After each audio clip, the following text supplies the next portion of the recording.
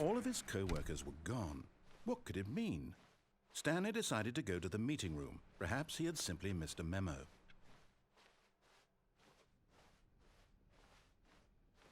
When Stanley came to a set of 2 open doors, he entered the door on his left.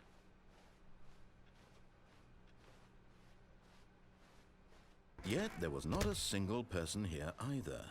Feeling a wave of disbelief, Stanley decided to go up to his boss's office. Hoping coming to a staircase, Stanley walked upstairs to his boss's office.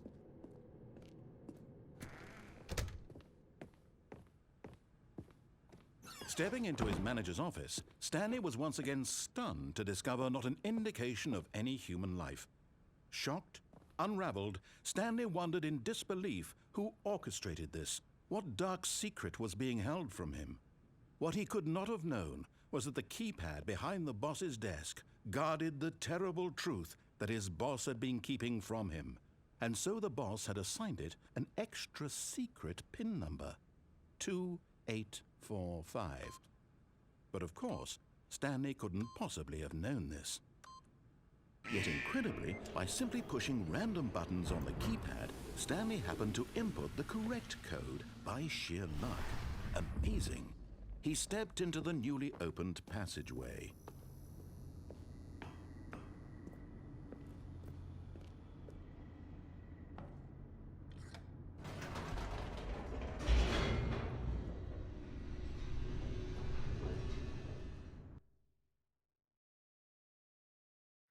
Descending deeper into the building, Stanley realized he felt a bit peculiar.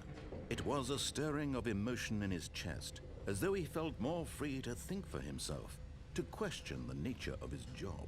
Why did he feel this now, when for years it had never occurred to him? This question would not go unanswered for long. Stanley walked straight ahead through the large door that read Mind Control Facility.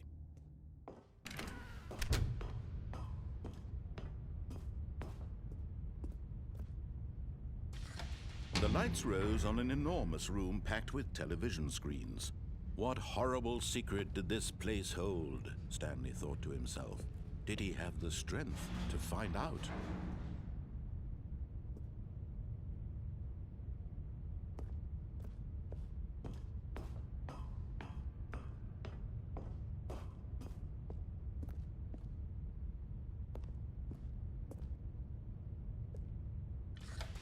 Now the monitors jumped to life, their true nature revealed.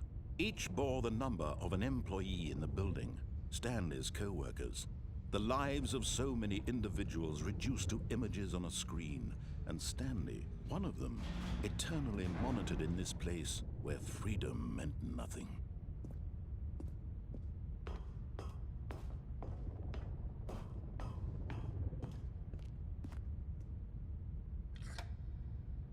This mind control facility, it was too horrible to believe. It couldn't be true. Had Stanley really been under someone's control all this time? Was this the only reason he was happy with his boring job? That his emotions had been manipulated to accept it blindly? No, he refused to believe it. He couldn't accept it. His own life in someone else's control? Never! It was unthinkable. Wasn't it? Was it even possible? Had he truly spent his entire life utterly blind to the world?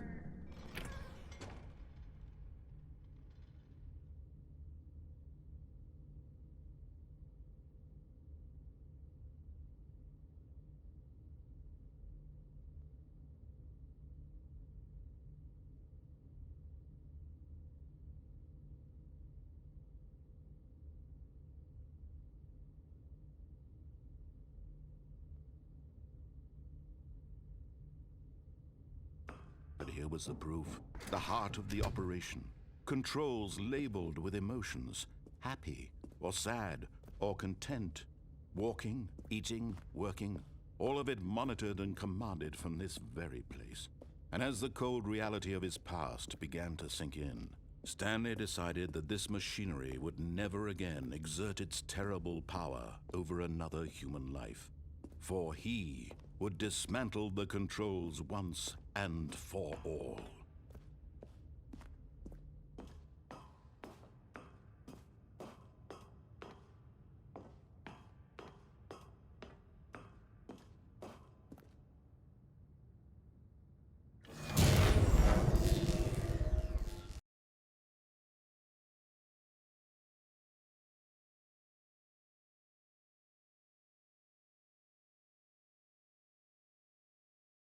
Blackness, and a rising chill of uncertainty. Was it over? Yes! He had won! He had defeated the machine, unshackled himself from someone else's command. Freedom was mere moments away. And yet, even as the immense door slowly opened, Stanley reflected on how many puzzles still lay unsolved. Where had his co-workers gone? How had he been freed from the machine's grasp? What other mysteries did this strange building hold? But as sunlight streamed into the chamber, he realized none of this mattered to him, for it was not knowledge or even power that he had been seeking, but happiness. Perhaps his goal had not been to understand, but to let go. No longer would anyone tell him where to go, what to do, or how to feel. Whatever life he lives, it will be his. And that was all he needed to know. It was perhaps the only thing worth knowing. Stanley stepped through the open door. Stanley felt the cool breeze upon his skin, the feeling of liberation, the immense possibility of the new path before him. This was exactly the way, right now, that things were meant to happen. And Stanley was happy.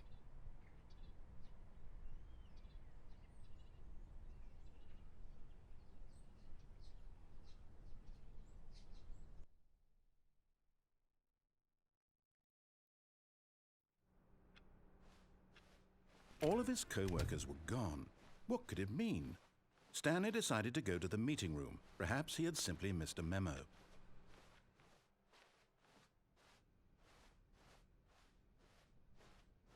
When Stanley came to a set of 2 open doors, this was not the correct way to the meeting room, and Stanley knew it perfectly well. Perhaps he wanted to stop by the employee lounge first, just to admire it.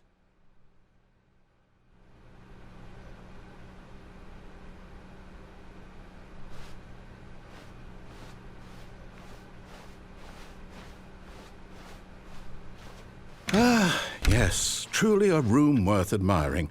It had really been, but eager to get back to business, Stanley took the first open door on his left. Stanley was so bad at following directions, it's incredible he wasn't fired years ago.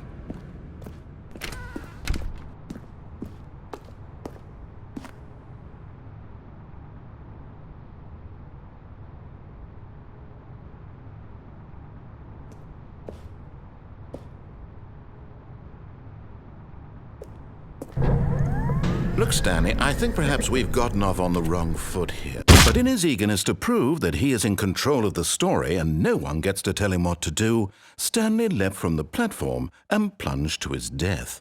Good job, Stanley. Everyone thinks you are very powerful.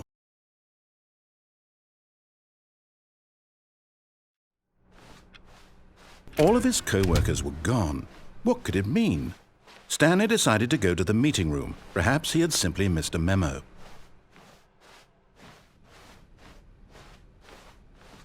When Stanley came to a set of 2 open doors, this was not the correct way to the meeting room, and Stanley knew it perfectly well. Perhaps he wanted to stop by the employee lounge first, just to admire it. Wow, yes, this room. What a beauty! But eager to get back to business, Stanley took the first open door on his left. Stanley was so bad at following directions, it's incredible he wasn't fired years ago. Look, Stanley, I think perhaps we've gotten off on the wrong foot here. I'm not your enemy, really, I'm not. I realize that investing your trust in someone else can be difficult, but the fact is that the story has been about nothing but you. What? Really? I was in the middle of something. Do you have zero consideration for others? Are you that convinced that I want something bad to happen to you? Why, I don't know how to convince you of this, but I really do want to help you, to show you something beautiful. Look, let me prove it. Let me prove that I'm on your side. Give me a chance. Now listen carefully, this is important. Stanley walked through the red door. Aha, perhaps you misunderstood. Stanley walked through the red door. I still don't think we're communicating properly. Stanley walked through the red door. All right, fine, go ahead, Stanley.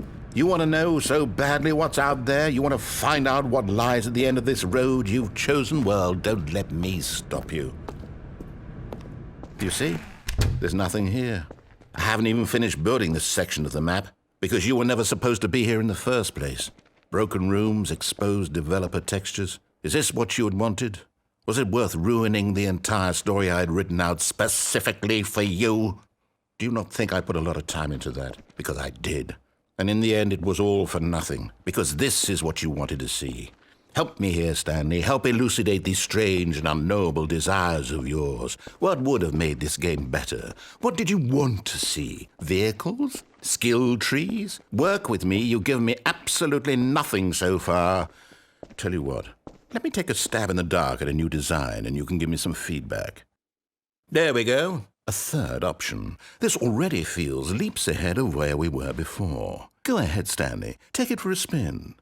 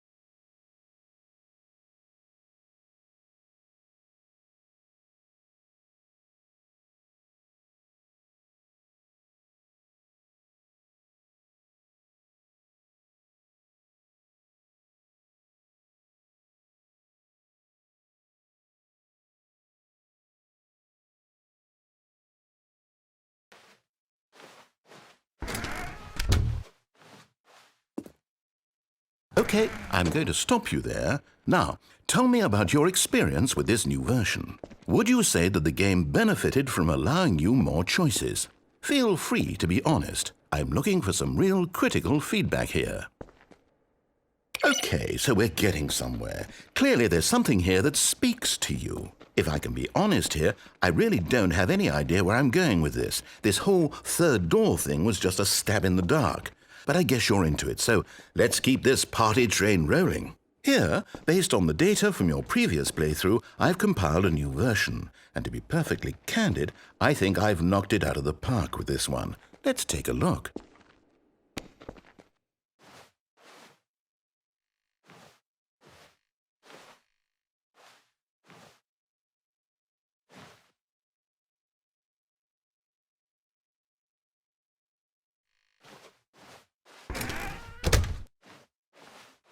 Now, would you say that competitive leaderboard helped you feel motivated to keep walking through doors? Again, honest answers, please. Hey, I nearly forgot. I've got a prototype of a new game I've been working on, and now would be a lovely opportunity to give it some playtesting. You wouldn't mind taking a look at it, would you? Perfect. Let me boot it up. In this game, the baby crawls left towards danger. You click the button to move him back to the right, and if he reaches the fire, you fail. It's a very meaningful game, all about the desperation and tedium of endlessly confronting the demands of family life. I think the art world will really take notice. But of course, the message of the game only becomes clear once you've been playing it for about 4 hours. So why don't you give it 4 hours of play to make sure it's effective? Be sure to keep notes on your experience.